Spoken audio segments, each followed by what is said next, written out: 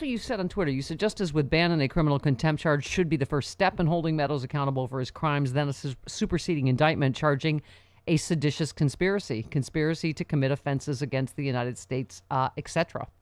So that, I mean, you talk to us almost every time about that. That is the legal basis, is the conspiracy, right? Yeah, and here's some inside baseball, Steph. When Bannon was up in court a couple of weeks ago, everybody lost their minds because the prosecutors asked for an April trial date, which everybody said that's too far out, particularly when the prosecutors told the court, Judge, we can try this case in less than 1 day. Everybody was left scratching their heads. Well, then why aren't they asking for a January trial date? Steph, here's why. Federal prosecutors never charge and try a one-count case. They move towards superseding indictments. They add charges. They add defendants. I believe, I'm reading the prosecutorial tea leaves, the reason they were trying to set an April trial date for Bannon is because they're going to drop a big old superseding indictment on his head, rolling in a lot of his other crimes. So let's not lose hope. Let's not lose faith. We're getting there. Glenn, I know you've heard, because we obviously have all the same friends, Ellie Mistal and Joyce Vance, and people, we've seen on TV, on my show, all of us.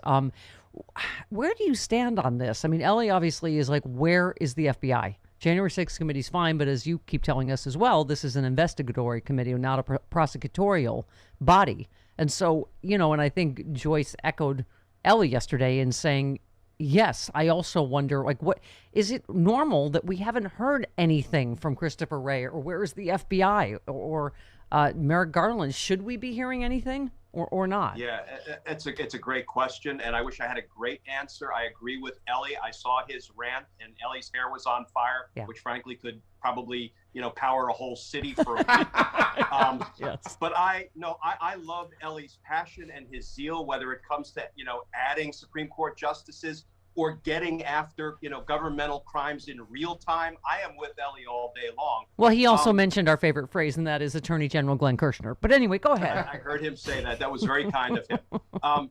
But here's the thing: you can't indict a seditious conspiracy quickly or easily. You can indict it piecemeal, and that's a little bit of what we just saw with Bannon's contempt of Congress indictment.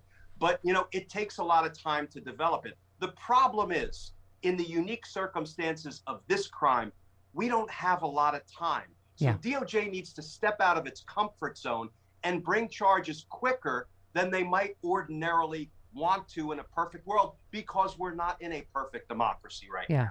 Yeah. Well, I mean, I will say January 6th, your review means a lot. And you said, I'm beyond impressed by the power, eloquence, and frankly, the legal and factual elegance of the presentation by each and every member of the bipartisan House Select Committee. My gratitude for their pro-democracy efforts runs deep. I mean, everybody is saying it, that I'm sure you and I don't agree with a thing Liz Cheney, believes in policy-wise. But dear God, she's going for the jugular, as they should, right? I mean, she's citing the criminal code by which Donald Trump would be charged, right? Talk to us. Steph. Yeah. The words that Liz Cheney are using, they're the words of a prosecutor. Because I always travel with my big, ugly blue book of federal laws, the U.S. Code. Don't leave home without it. Let me read one sentence.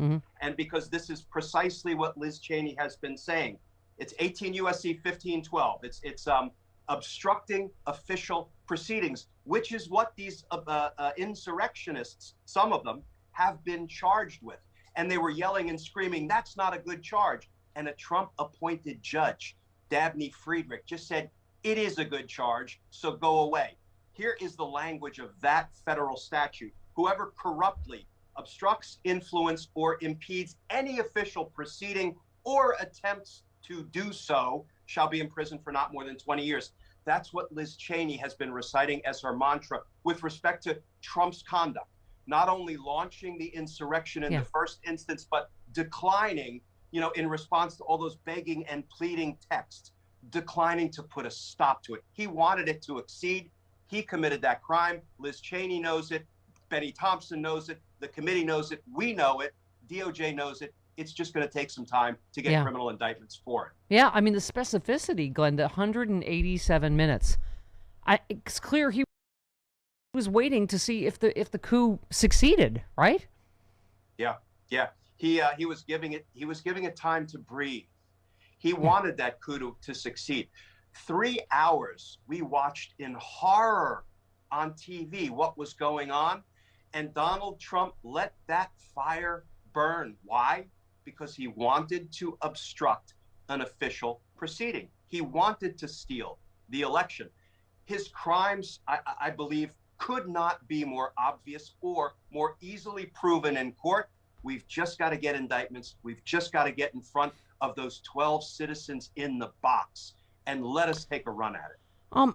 So, speaking, well, we've got treason caucus to talk about, and also so you talked about Meadows again. You said in the House 1-6 committee's just released report, we hear some of the most troubling words ever uttered by a government official. Mark Meadows sent an email saying National Guard troops would protect pro-Trump people. The corollary, they would not protect anti-Trump people. I mean, it's almost like there's so many damning bombshells coming out. I mean, it's interesting even for you to pick which ones are the most damning, right?